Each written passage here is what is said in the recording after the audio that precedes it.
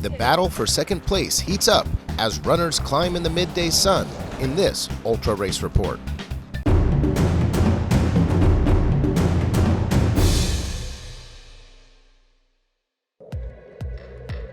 The midday sun beat down on the race field as the runners moved across the Panamint Valley. Alison Vente has put some space between her and Brenda Guajardo by the time she reached Time Station 3 in Panamint Springs. Brenda had to take some time off for some preventive maintenance, which increased that gap. Just a day in the desert. Number 76. Number 76. Good I job. need to deal with some blisters. In the male division, the battle for second place was being heavily contested, with Dan Lawson from the United Kingdom leading the chase. Also in the mix were Mick Thwaites of Australia, and past champions Carlos Saw of Portugal and Harvey Lewis of the United States.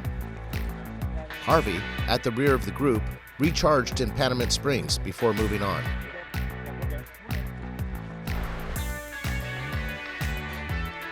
Over the next 18 miles, racers will face a hot, nasty climb known as Father Crowley. They will gain 3,000 feet on their way to Time Station 4 in Darwin. The 2013 Badwater champion, Carlos Saw, was moving steady as he was approaching the 4,000-foot elevation mark at Father Crowley Lookout. Quick break, yeah. Soup. He had a quick soup break and was on his way.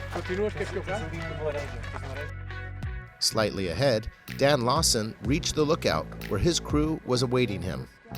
The short one now. We'll see you in. After a short recharge, he returned to the chase.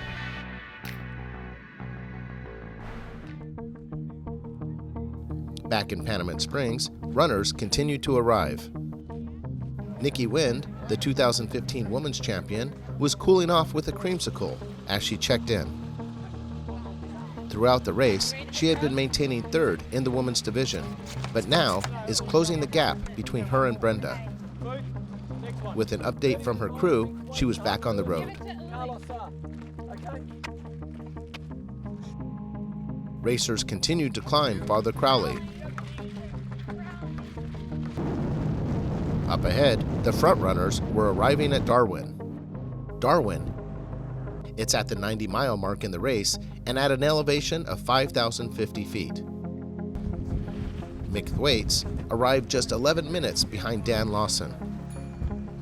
The wind and sun have been taking a lot out of the runners, and Mick takes a moment to sit down. Throughout most of this race, he's been hot on Dan's heels, and he's looking to close that gap. With Carlos Saw approaching, Mick is back on his feet.